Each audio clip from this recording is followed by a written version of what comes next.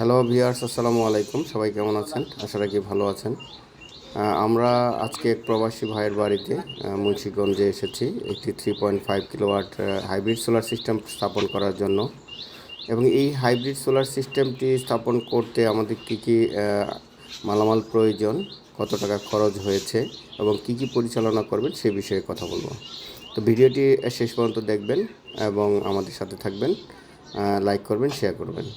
তো আমরা এখানে 2200 ওয়াটের প্যানেল লাগিয়েছি, একটি 3.5 কিলোওয়াটের গ্রোওয়াট ইনভার্টার এবং একটি 100 এম্পিয়ার 48 ভোল্টের অর্থাৎ 4টি ব্যাটারির সমান লিথিয়াম ফসফেট ব্যাটারি লাগিয়েছি, দেখতে পাচ্ছেন।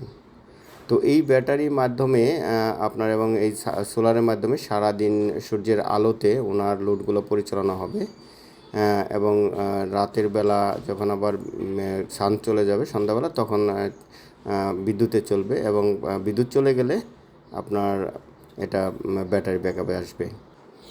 এখানে আমরা কি কি ব্যবহার করেছি সেটার একটি তালিকা ভিডিওতে দেওয়া আছে, আপনারা দেখে নেবেন এবং ডিসক্রিপশন বক্সে দেওয়া থাকবে।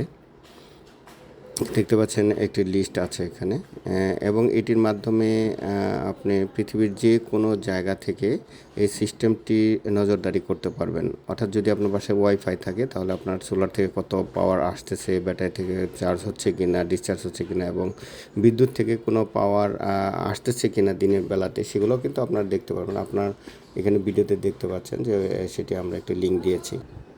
এই সিস্টেমটি খরচ হয়েছে মোট 2,90,000 টাকা। তবে এটি ব্যাকআপ এবং সোলার প্যানেলের কোয়ান্টিটির উপরে এই দাম নির্ভর করে ওঠানামা করতে পারে, সেটি আলোচনার সাপেক্ষে আপনার লোডের উপরে এবং ব্যাকআপের উপর নির্ভর করে।